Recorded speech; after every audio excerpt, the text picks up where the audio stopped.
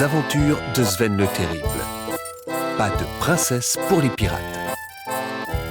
Publié aux éditions 400 coups. Écrit par Réa Dufresne et illustré par Orbi. Lu par Mathieu Farcy.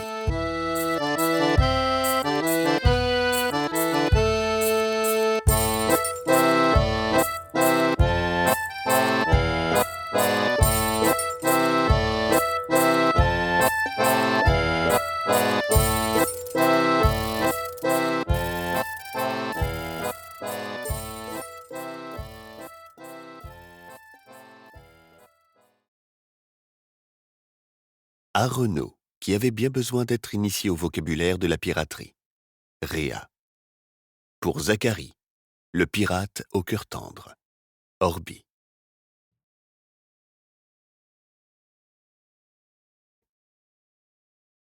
Depuis ses courtes vacances, Sven est dans une forme exemplaire.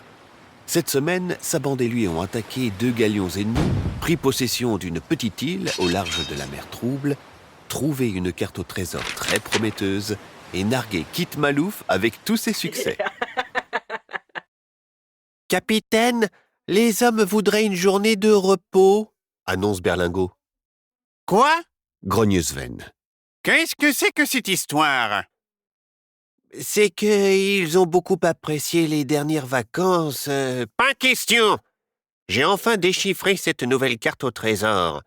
Cap à l'ouest !» Après plusieurs heures à fendre les vagues et à subir la houle, la matelot de la vigie se fait entendre. « Brume en vue, capitaine! Brume en vue !»« Berlingot, donne-moi ma lunette. » Au loin, Sven voit une épaisse nappe de brouillard qui flotte sur l'océan.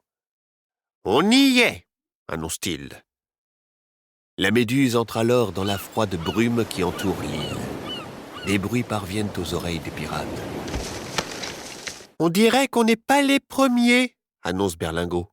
« Ça ne peut pas être Kit Malouf. Il était encore en train de repeindre son rafio quand on est parti, » déclare Sven. « Y a quelqu'un » crie une voix dans le brouillard. « Jetez l'ancre et descendez les chaloupes » ordonne Sven. En quelques minutes, le bateau est ancré et les pirates rament vers le rivage. « Oh » s'exclame le vieux Luffy. « Vous avez vu ça ?»« Eh ben ça alors !»« Waouh !»« Qui c'est ?»« Eh bien, c'est pas trop tôt !» s'exclame la jeune fille. « Hein ?» questionne Sven. « Vous en avez mis du temps !» ajoute-t-elle. « Du temps pourquoi ?» demande Berlingot. « Dépêchez-vous avant que ma robe soit complètement froissée !»« De quoi parle-t-elle, capitaine ?»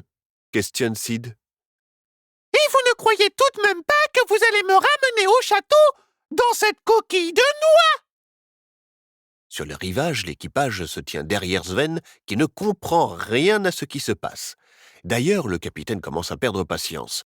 « Dites donc, jeune fille, qu'est-ce que vous faites là ?»« J'attends qu'on me ramène chez moi !»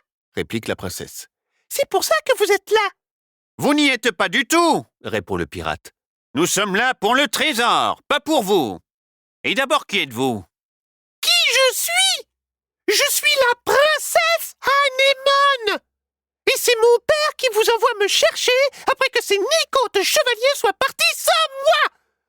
Il faut dire que je me suis endormie à l'ombre d'un palmier alors que j'avais annoncé que je retournais dans ma cabine. Mais tout de même, a-t-on jamais vu ça ? Partir sans sa princesse !»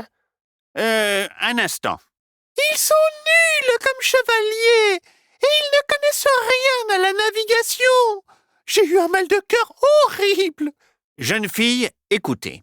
Ce n'est pas bon pour mon teint, cet air salin. Et toute cette brume, ça ne va pas non plus pour mes cheveux. Ils sont affreux maintenant. Enfin, vous êtes là maintenant. Nous pouvons partir. »« Mais allez, plus vite que ça! Mes affaires sont sur la plage. Ramassez tout et partons !» Nous espérons que vous avez apprécié cet aperçu. Pour continuer à écouter ce livre audio sur Google Play Livres, utilisez le lien dans la description de la vidéo.